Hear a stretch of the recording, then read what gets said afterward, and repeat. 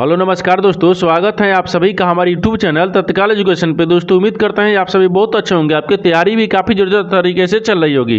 दोस्तों आज हम आप लोगों के लिए रीजनिंग के 15 अति महत्वपूर्ण प्रश्न के बारे में इस वीडियो में बताएंगे जो कि SSC, railway, group D, NTPC या किसी स्टेट एग्जाम की तैयारी कर रहा है। इस टाइप के प्रश्न हमेशा परीक्षाओं में पूछे जाएंगे। दोस्तों ये पार्ट नंबर कौन सा है? 451 है। पार्ट नंबर 450 नहीं देखे हैं तो आप वीडियो सेक्शन में जाके देख सकते हैं। चलिए तो पहला प्रश्न देख लेते हैं। दोस्तों पहला प्रश्न है, इसमें देखिए नीचे दी गई श्रृंखला श्रेणी में प्रश्नवाचक चिन्ह के स्थान पर कौन सी संख्या आएगी। देखिए नीचे यहाँ पर आपको एक श्रृंखला दी है, इन श्रृंखला में बताना है कि इस प्रश्नवाचक के चिन्ह पर इन चार ऑप्शन में से कौन सी संख्या पर भरा जाएगा। देखिए यहाँ पर सबसे पहले ध्यान से देखते हैं कि श्रृंखला किस प्रकार से चल रहा है, ठीक है ना। देखिए यहाँ पर आपको 11 से क्या हो रहा है, यहाँ पर आपको 31 हो रहा है, 31 यहाँ पर आपको 55 हो रहा है, 55 से 84 हो रहा है, 84 से 119 हो रहा है, 119 आपको अगला संख्या ज्ञात करना है। देखिए इन श्रृंखला को ध्यान से देखने के बाद में हमको क्या दिख रहा है, हमको यही दिख रहा है कि देखिए 11 से क्या रहा है, 31 हो रहा है, यानी 11 में अगर 20 को जोड़ देंगे 31 आ जाएगा, और 31 क्या लिख रहा है, 55 लिख रहा है। तो 31 में यहाँ पर आपको 24 को जोड़ देंगे 55 आ जाएगा, और 55 से क्या लिख रहे हैं, 84 लिख रहे हैं। तो 55 में यहाँ पर आपको 29 को जोड़ते हैं, ठीक है ना। 29 को जोड़ देंगे कितना आ जाएगा, ये 84 आ जाएगा, और 84 से क्या लिख रहे हैं, 119 लिख रहे हैं। तो 84 में अगर यहाँ पर आपको 35 को जोड़ देंगे यानी 119 आ जाएगा। तो ये 119 में कौन सी संख्या को जोड़ेंगे, जो अगला संख्या ज्ञात होगा उससे पहले ना एक बार नीचे ध्यान से देखिए, एक क्या हो रहा है, 20 लेकर आ रहा है 24 हो रहा है, यानी 20 में अगर 4 को जोड़ देंगे 24 आ जाएगा, ठीक है ना। और 24 लेकर आ रहा है 29 हो रहा है, तो 24 में अगर 5 को जोड़ देंगे 29 आ जाएगा। 29 से क्या लिख रहे हैं, 35 लिख रहे हैं। तो 29 में अगर 6 को जोड़ देंगे कितना गया, 35 आ जाएगा। तो यहाँ पर 35 में कौन सी संख्या को जोड़ते हैं, देखिए यहाँ पर आपको 4, 5, 6, यहाँ पर 7 को जोड़ते हैं, ठीक है ना। अगर 7 को जोड़ते हैं तो कितना गया, तो यहाँ पर आपको 7 को जोड़ने के बाद में कितना आ जाएगा, ये 42 आ जाएगा। यानी 35 में देखिए 35 में 7 को जोड़ेंगे, जब 35 में 7 को जोड़ेंगे कितना गया, 42 आ जाएगा। यानी 42 को आप क्या करेंगे, 119 में जोड़ेंगे। तो 42 से 119 में जोड़ेंगे तो यहाँ पर 161 आ गया, कितना का 161 आ जाएगा। यानी इस प्रश्नार्थक चिन्ह पर कौन सा संख्या भरा जाएगा, 161 हो जाएगा। 161 को देखते हैं किस ऑप्शन दिख रही है, यानी ऑप्शन नंबर किस में दिख रहा है, सी में दिख रहा है, यानी ऑप्शन नंबर सी आपका सही हो जाएगा। दोस्तों उम्मीद करता हूँ इस प्रश्न को भी आप अच्छी तरह से समझ पाओगे। नेक्स्ट प्रश्न देख लेते हैं। दोस्तों दूसरा प्रश्न है, इसमें देखिए नीचे दिए गए विकल्पों में से संबंधित संख्या को चुनिए। देखिए नीचे यहाँ पर आपको एक संबंधित संख्या दी है, यानी 74 जो है ना यहाँ पर 9 से समित है। ठीक उसी प्रकार से बताना है कि 92 जो है ना इस प्रश्नार्थक के चिन्ह पर इन चार ऑप्शन में से किसे समित होगा। देखिए यहाँ पर सबसे पहले प्रश्न को समझिए, इसमें बोलकर, ठीक है ना। देखिए यहाँ पर क्या बोल रहे हैं, यानी 74 से 9 कैसे हो रहा है, उसी प्रकार से 92 को रखेंगे। देखिए अगर यहाँ पर 74 देखते हैं कि इन संख्याओं से मिलकर बन रहा है, तो यहाँ पर आपको देखिए 4 हो गया, 7 हो गया और 4 हो गया। इन दोनों का आपस में देखिए क्या करेंगे, माइनस करेंगे तो कितना आ जाएगा। देखिए यहाँ पर आपको 7 में से 4 को माइनस करेंगे तो बराबर में कितना आ जाएगा, ये 3 आ गया, ठीक है। अब देखिए 3 आ गया तो 3 के क्या करेंगे, स्क्वायर करेंगे, तो यहाँ पर कितना गया, ये 3 के 9 आ गया है, ठीक है ना। उसी प्रकार से यहाँ पर 92 को रखेंगे। देखिए 92 की इन संख्याओं से मिलकर बन रहा है, तो यहाँ पर 9 बन रहा है और 2 बन रहा है, तो 9 में से 2 को घटा लेंगे तो कितना बचेगा, ये 7 बचेगा। अब 7 का क्या करेंगे, स्क्वायर कर देंगे, यहाँ पर कितना आ जाएगा, ये 49 आ गया। यानी इस प्रश्नार्थक चिन्ह पर कौन सा संख्या भरा जाएगा, 49 हो जाएगा। 49 को देखते हैं किस ऑप्शन दिख रही है, यानी ऑप्शन नंबर किस में दिख रहा है, तो ऑप्शन नंबर यहाँ पर आपको बी में दिख रहा है, यानी ऑप्शन नंबर बी आपका सही हो जाएगा। दोस्तों उम्मीद करता हूँ इस प्रश्न को भी आप अच्छी तरह से समझ पाओगे। नेक्स्ट प्रश्न देख लेते हैं। दोस्तों तीसरा प्रश्न है, इसमें देखिए नीचे दी गई आकृति में त्रिभुजों की संख्या की गणना करें। देखिए यहाँ पर सबसे पहले प्रश्न को समझिए, सिंबल करें, ठीक है ना। देखिए यहाँ पर क्या बोल रहा है कि एक आकृति दी है, इन आकृति में बताना है कि त्रिभुजों की संख्या कितना है। देखिए तो यहाँ पर क्या करिएगा, वीडियो को रोककर खुद अपने आप से बनाने का कोशिश करिएगा, और 15 प्रश्न में से अपने कितने प्रश्न सही किए हैं वीडियो को लास्ट में कमेंट में जरूर बताइएगा। और इस चैनल पर पहली बार आए तो चैनल को सब्सक्राइब कर बेल आइकन घंटी को प्रेस जरूर कर लीजिए, क्योंकि सबसे पहले इस तरह क्लास आपको मिलता रहे। तो यहाँ पर सबसे पहले ध्यान से देखते हैं इस आकृति में कितने त्रिभुजों की दिख रही है। देखिए यहाँ पर 1 हो गया, ये 2 दिख रहा है, ये 3 हो गया, ये 4 हो गया, ये 5 हो गया, 5 को तो दिख रहा है, ठीक है ना। अब मान लीजिए 5 के बाद में अगर इसको रखते हैं यहाँ से, ठीक है ना। देखिए 5 के बाद में अगर इसको यहाँ से रखेंगे, एक क्या दिख रहा है, 6 को दिख रहा है, ठीक है, 6 दिख रहा है। 6 के बाद में और कहीं दिख रहा है, हाँ देखिए यहाँ पर 6 के बाद में अगर इधर से देखेंगे, देखिए ये वाला है, 6 के बाद में अगर इसको देखेंगे तो कितना आ गया, ये 7 आ गया, ठीक है, ये 7 दिख रहा है, ठीक है ना। और कहीं दिख रहा है 7 के बाद में, हाँ देखिए 7 हो गया, 7 दिख रहा है ना। 7 के बाद में देखिए एक इधर से ऐसे देखेंगे, ठीक है, 7 के बाद में एक ऐसे देखेंगे, 8 दिख रहा है, ठीक है ना। यहाँ पर आपको कितना आ गया, 8 को दिख रहा है, ठीक है दोस्तों, इसमें 8 दिख रहा है, ठीक है ना। और देखिए और इसमें कहीं बन रहा है, यहाँ पर 8 को तो बन गया, ठीक है ना। देखिए अगर मान लीजिए इसको इधर से एक ले लिया है, एक इधर से ले लिया, 2 इधर हो गया और 2 1 3 हो गया, 5 3 8 आ गया, ठीक है ना। इसमें कितना दिख रहा है, 8 को दिख रहा है। यानी इस टोटल आकृति यानी तो इस आकृति में कितने त्रिभुजों की संख्या दिख रही है, तो यहाँ पर आपको 8 को दिख रहा है, ठीक है। तो 8 को देखते हैं किस ऑप्शन में दिख रही है, यानी ऑप्शन नंबर यहाँ पर आपको सी में दिख रहा है, यानी ऑप्शन नंबर सी आपका सही हो जाएगा। दोस्तों मैं उम्मीद करता हूँ इस प्रश्न को भी आप अच्छी तरह से समझ पाओगे। नेक्स्ट प्रश्न देख लेते हैं। दोस्तों 4वां प्रश्न है, इसमें देखिए किसी कोड भाषा में यानी पेंट को देखिए PAINT को क्या लिख रहा है, कोड यहाँ पर आपको 83 52 27 है, और यहाँ पर स्कोर को क्या लिख रहे हैं, देखिए स्कोर का कोड यहाँ पर 49 061 है। तो उसी कोड भाषा में यहाँ पर देखिए रेसिडेंट को क्या होगा। देखिए यहाँ पर सबसे पहले प्रश्न को समझिए से बोलकर, ठीक है ना। देखिए यहाँ पर क्या बोल रहा है, ये बोल रहा है कि देखिए यहाँ पर किसी निश्चित कुछ भाषा दिया है, यानी पॉइंट को क्या लिख रहे हैं, देखिए यहाँ पर आपको क्या लिख रहे हैं 83, यहाँ पर आपको 83 527, ठीक है ना।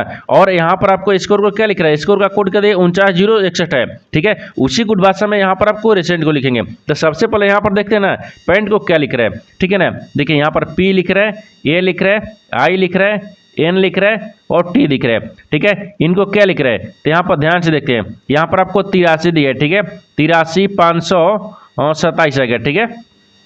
उसी कुछ भाषा में देखिए स्कोर को क्या लिख रहा है, यानी SCORE, ठीक है ना। स्कोर को भी क्या लिख रहा है, देखिए स्कोर को यहाँ पर आपको 49 0, ठीक है ना 61 दिया है, ठीक है ना, लिख लिए। उसी कुछ भाषा में बताना है कि यहाँ पर रिसेंट को क्या लिखा जाएगा, ठीक है। देखिए RECE, ठीक है ना, NT रेसेंट को क्या लिखा जाएगा। तो अब देखिए यहाँ पर इन्हीं दोनों में क्या है ना, ये तीसरा का आंसर दिया है। कैसे दिया है, यहाँ पर एक बार ध्यान से देखिए, ठीक है ना। अब देखिए यहाँ पर कुछ करना नहीं है, यहाँ पर देखिए कि R लिख रहा है, ठीक है। R को क्या हो गया है, तो यहाँ पर देखिए कि इन दोनों में आपको R कहाँ दिख रही है, ठीक है। देखिए यहाँ पर दिख रहा है R को क्या लिख रहे हैं 6 लिख रहा है, तो यहाँ पर आपको 6 रख लेंगे, ठीक है ना। उसी प्रकार से देखिए यहाँ पर ई दिख रहा है, ई को क्या लिख रहा है, देखिए ई को यहाँ पर आपको 1 लिख रहा है, ठीक है। यहाँ पर आपको 1 कर लेंगे, ठीक है ना। एक क्या दिख रहा है सी है, ठीक है ना, सी है। तो सी को देखिए कहाँ लिख रहा है, यहाँ पर आपको 9 दिख रहा है, ठीक है। तो यहाँ पर 9 रख लेंगे, ठीक है। फिर एक की क्या दिख रहा है, 1 दिख रहा है, ठीक है ना। यहाँ पर 1 हो गया, और यहाँ पर देखिए एन को क्या लिख रहा है, तो एन को यहाँ पर आपको 2 लिख रहा है, यहाँ पर 2 हो गया। और टी को देखिए क्या लिख रहे हैं, तो यहाँ पर 7 लिख रहे हैं, तो 7 आ गया, ठीक है। क्या गया 7 आ गया। देखिए तो रिसेंट को क्या लिखा जाएगा 61 91 27। तो 61 91 27 को देखते हैं किस ऑप्शन दिख रही है, यानी 61 91 27 ऑप्शन नंबर डी में दिख रहा है, यानी ऑप्शन नंबर डी आपका सही हो जाएगा। दोस्तों उम्मीद करता हूँ इस प्रश्न को भी आप अच्छी तरह से समझ पाओगे। नेक्स्ट प्रश्न देख लेते हैं। दोस्तों 5वां प्रश्न, इसमें देखिए नीचे दिए गए प्रश्न आकृति में लुप्त संख्या ज्ञात कीजिए। देखिए नीचे यहाँ पर आपको एक आकृति दिया है, इन आकृति में बताना है कि इस प्रश्नार्थ के चिन्ह पर इन 4 ऑप्शन में से कौन सी संख्या यहाँ पर भरा जाएगा। देखिए तो यहाँ पर सबसे पहले ध्यान से देखते हैं कि श्रृंखला किस प्रकार से चल रहा है। यहाँ पर आपको जो आकृति दिया ना वो आकृति किस प्रकार से चल रही है, ठीक है। देखिए इस तरह के सवाल को क्या करते हैं, या तो रो में ज्ञात करेंगे, या तो कॉलम में ज्ञात करेंगे, या तो आपको जिधर बड़ी संख्या दिया रहता है उधर भी ज्ञात करते हैं, ठीक है। तो सबसे पहले यहाँ पर ध्यान से देखते हैं ना, यहाँ पर आपको जिधर बड़ी संख्या दिया ना उधर ज्ञात करते हैं, ठीक है। देखिए ऊपर से नीचे की तरफ ज्ञात करते हैं। 7 दिख रहा है, 5 दिख रहा है और यहाँ पर 3 दिख रहा है। इन तीनों को आपस में जोड़ेंगे तो क्या 83 आ जाएगा, नहीं आएगा, ठीक है ना। मान लीजिए एक बार गुना करके देखते हैं, ठीक है। तो 7 5 यहाँ पर कितना गया 35 आ गया, ठीक है। और 35 में 3 से गुना करेंगे तो 5 3 15, ठीक है ना। और यहाँ पर आपको तितली के 9 1 10, यानी 100 क्या आ गया 5 आ गया। ये तो 83 है, नहीं हो रहा है, यानी गुना करने के बाद भी नहीं हो रहा है, जोड़ने के बाद भी नहीं हो रहा है। इसमें क्या करते हैं, थोड़ा सा लॉजिक लगाते हैं। देखिए लॉजिक यहाँ पर कैसे लगाएंगे ना, ये 7 दिख रहा है, ये 5 दिख रहा है, ये 3 दिख रहा है। इन सबको क्या करते हैं ना, देखिए सबका स्क्वायर करेंगे, यहाँ पर सबका स्क्वायर करते हैं, ठीक है। और यहाँ पर जोड़ देंगे, ठीक है ना, सबका स्क्वायर करेंगे और जोड़ेंगे, ठीक है। तब बराबर में आपको इतना आ जाएगा। कैसे, देखिए यहाँ पर आपको क्या दिख रहा है, तो 7 का स्क्वायर करेंगे, ठीक है। फिर यहाँ पर आपको 5 दिए, 5 का भी स्क्वायर करेंगे। फिर यहाँ पर 3 दिए, 3 का भी स्क्वायर करेंगे। देखिए 7 का स्क्वायर करेंगे तो 49 आ जाएगा, ठीक है ना, ये 49 दिख रही है। और यहाँ पर 5 का स्क्वायर करेंगे तो 25 आ जाएगा। फिर 3 का स्क्वायर करेंगे तो 9 आ जाएगा। इन सबको जोड़ने के बाद में कितना आ जाएगा, ये 83 आ जाएगा, ठीक है ना। उसी प्रकार से देखिए यहाँ पर 6 को स्क्वायर करेंगे, 4 को और 2 को, ठीक है ना। और सबको भी क्या करेंगे आपस में जोड़ेंगे, यहाँ पर ध्यान दीजिएगा, ठीक है। देखिए तो यहाँ पर भी क्या करते हैं 6 का स्क्वायर करेंगे, फिर प्लस में यहाँ पर आपको 4 का स्क्वायर करेंगे, फिर यहाँ पर आपको 2 का भी स्क्वायर करेंगे, ठीक है ना। इसको भी जोड़ेंगे। देखिए तो यहाँ पर 6 के 36 आ गया, ठीक है ना। फिर प्लस में 4 को 16 हो गया, फिर प्लस में 2 दूनी के 4 आ गया। इन सबको जोड़ने के बाद में कितना देगा, ये 56 आ गया, ठीक है, 56 आ गया। उसी गुट भाषा में अब बताना क्या है ना, देखिए यानी उसी भाषा में यहाँ पर क्या करेंगे, इसको भी क्या करेंगे, जोड़ेंगे और सबका स्क्वायर कर देंगे, ठीक है ना। देखिए इसको भी स्क्वायर, 9 का भी स्क्वायर, 1 का भी स्क्वायर है। तो यहाँ पर देखिए ये 8 का स्क्वायर करते हैं, ठीक है, फिर प्लस में यहाँ पर 9 का स्क्वायर करते हैं, फिर प्लस में 1 का स्क्वायर करते हैं, ठीक है ना। अब देखिए 8 8 64 हो गया और प्लस में 99 81 आ गया, ठीक है ना, फिर प्लस में 1 हो गया है, ठीक है ना। इसको सबको जोड़ेंगे, देखिए सबको जोड़ने के बाद 1 1 2 2 और 5 कितना है, 4 सॉरी 6 आ गया, कितना है, 6 आ गया। अब देखिए अब यहाँ पर कितना आ गया, तो 814 हो गया, ठीक है ना, 14 हो गया, यहाँ पर 14 आ गया, ठीक है ना। यानी इसको जोड़ने के बाद में कितना 146 आ गया। यानी इस प्रश्नार्थक चिन्ह पर कौन सा संख्या भर जाएगा, 146 आ जाएगा। 146 को देखते हैं किस ऑप्शन में दिख रही है, यानी ऑप्शन नंबर किस में दिख रहा है, ए में दिख रहा है, यानी ऑप्शन नंबर ए आपका सही हो जाएगा। दोस्तों उम्मीद करता हूँ इस प्रश्न को भी आप अच्छी तरह से समझ पाओगे। नेक्स्ट प्रश्न देख लेते हैं। दोस्तों 6वां प्रश्न है, इसमें देखिए यदि 15 फरवरी 2018 को गुरुवार था तो 18 अप्रैल 2019 को कौन सा दिन होगा।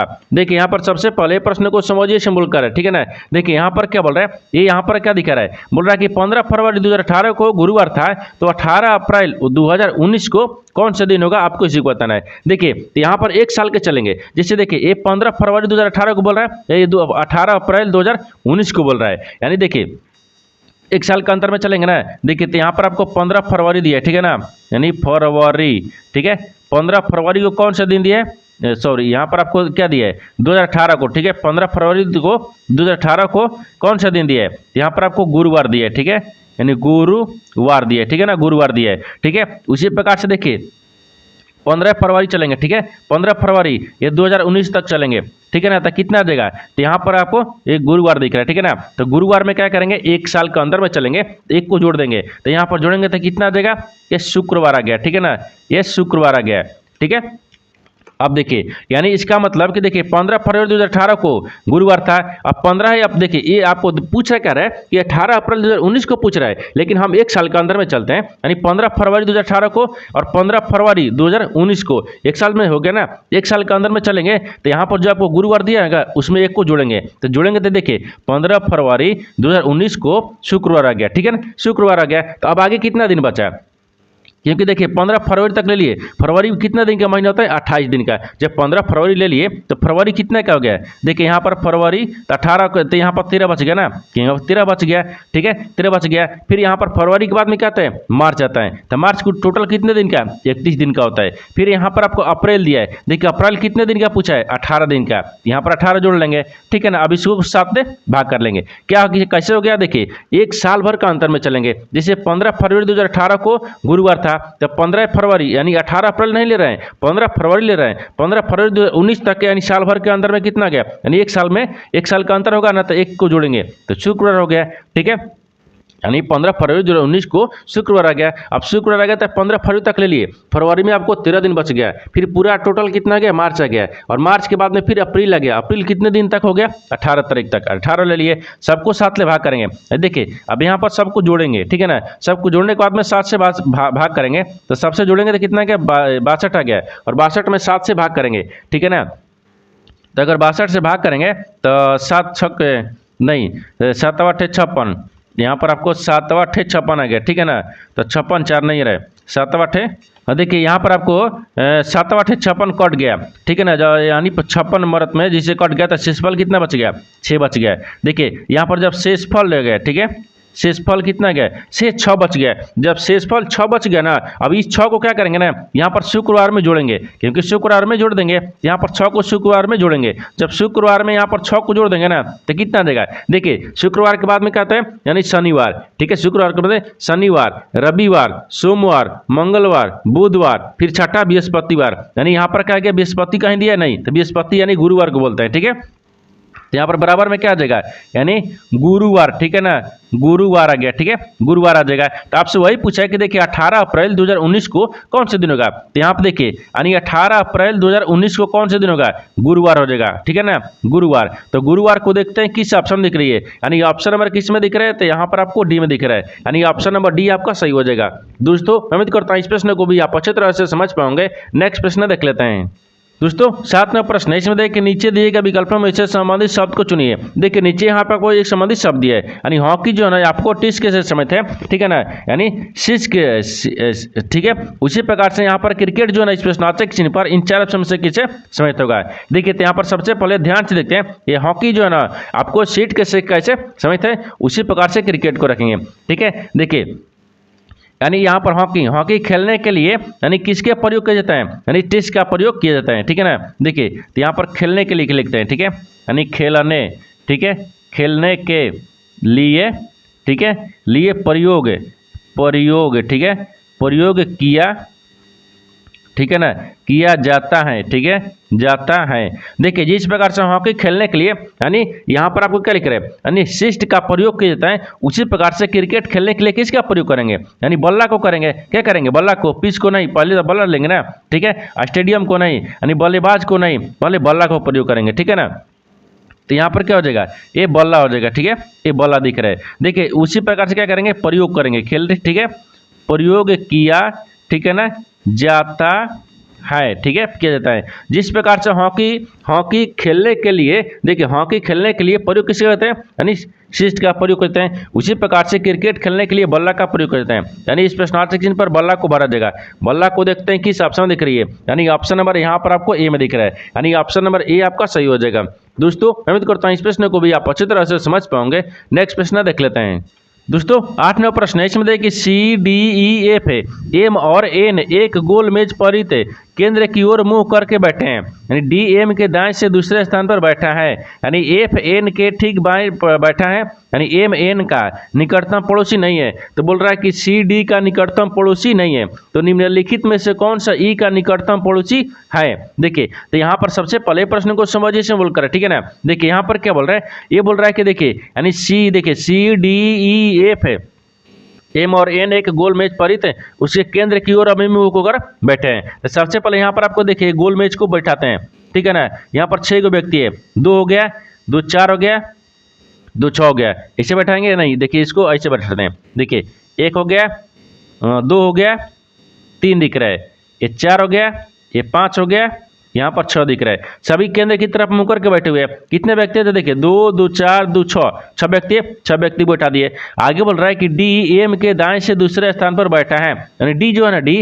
वो एम के दाहिने, तो मान लीजिए एम के रखते हैं, एम के दाहिने दूसरे स्थान पर डी बैठा है, डी को बैठा दिए, ठीक है ना, दाहिने दूसरे स्थान पर डी बैठा है।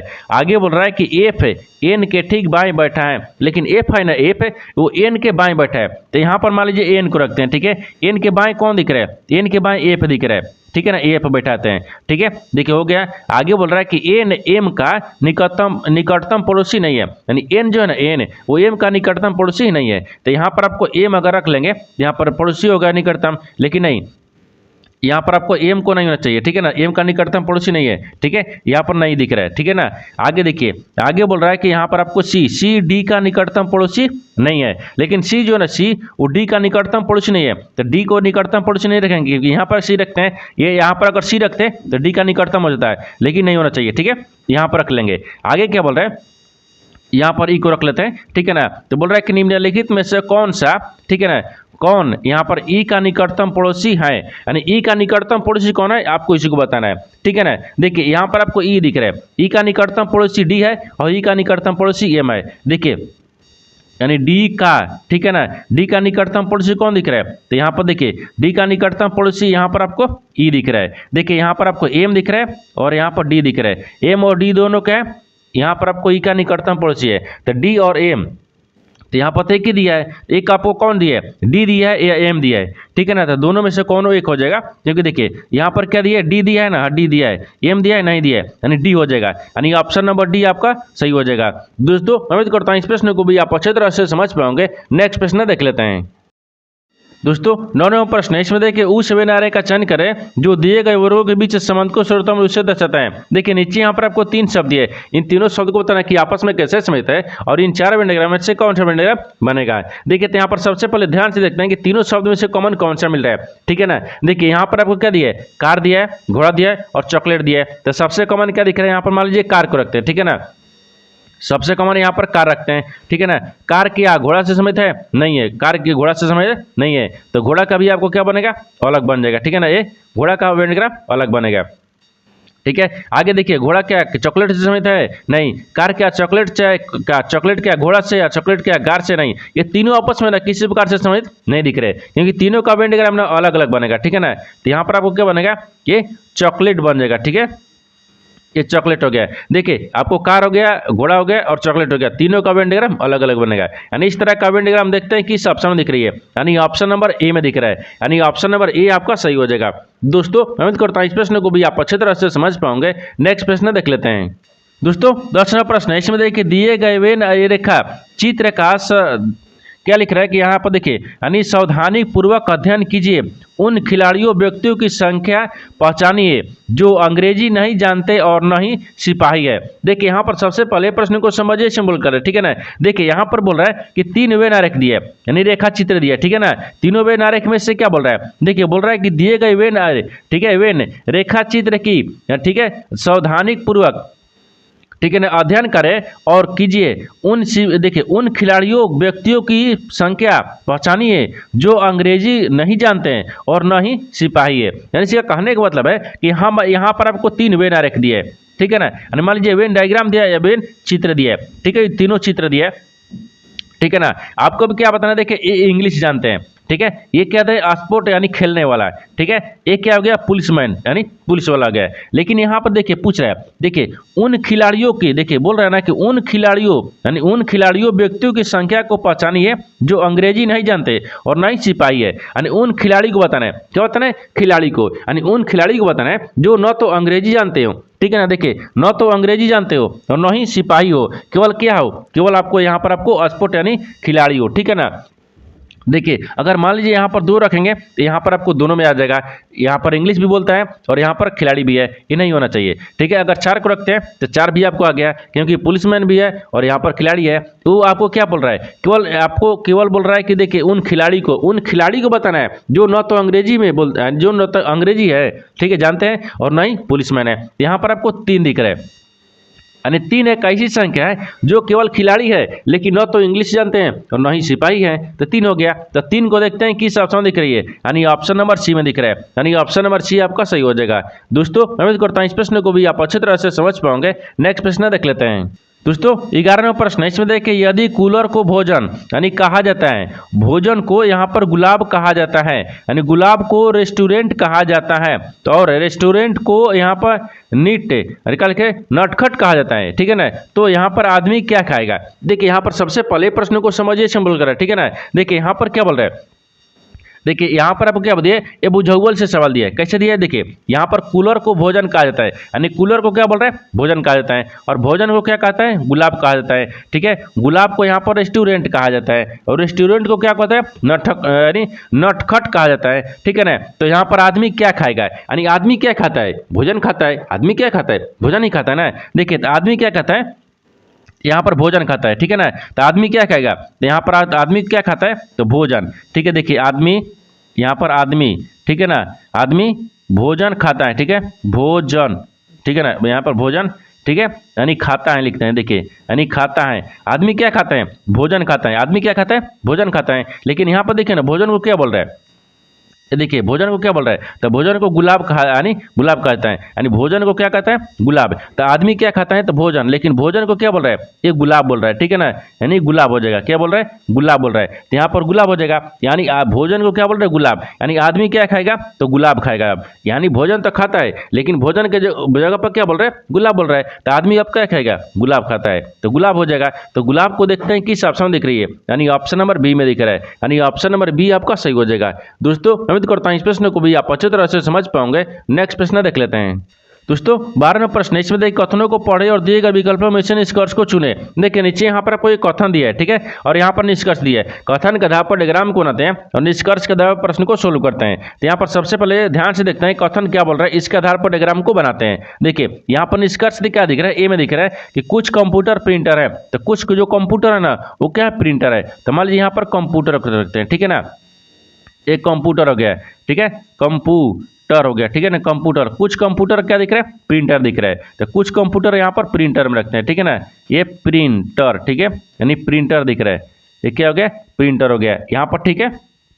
आगे देखिए, आगे बोल रहा है बी में क्या बोल रहा है कि सभी देखिए मोडेम यानी प्रिंटर है, सभी जो मोडेम है ना वो क्या है, प्रिंटर है, तो यहाँ पर मोडेम को रखते हैं, ठीक है। मोडेम क्या है, प्रिंटर है। ये तो कथन बोल रहा है, कथन के आधार पर डायग्राम को बना दिए, लेकिन निष्कर्ष क्या बोल रहा है, इसके आधार पर ही प्रश्न को सोल्व करेंगे। देखिए निष्कर्ष यहाँ पर पहले में बोल रहा है कि सभी कंप्यूटर प्रिंटर है, जो सभी ये कंप्यूटर है ना, क्या प्रिंटर में दिख रहा है, नहीं, सभी कंप्यूटर प्रिंटर नहीं है, कुछ प्रिंटर कंप्यूटर है, कुछ कंप्यूटर भी प्रिंटर है, यानी कुछ बोल रहा है, ये सभी बोल रहा है, यानी गलत बोल रहा है, ठीक है ना। आगे देखिए, आगे दूसरा बोल रहा है कि कुछ प्रिंटर मोडेम है, हाँ, कुछ जो प्रिंटर है ना मोडेम है, यानी सभी प्रिंटर के अंदर में क्या दिख रहा है, मोडेम दिख रहा है, यानी सभी के अंदर ही कुछ आएगा ना, यहाँ पर सभी प्रिंटर के अंदर में मोडेम दिख रहा है, यानी ये सही बोल रहा है। दूसरे क्या बोल रहा है, सही बोल रहा है। जब दूसरा यहाँ पर सही बोल रहा है तो यहाँ पर देखते हैं कौन सा ऑप्शन सही होगा, यानी बी होगा, केवल निष्कर्ष 2 अनुसरण करता है, यानी ऑप्शन नंबर बी आपका सही हो जाएगा।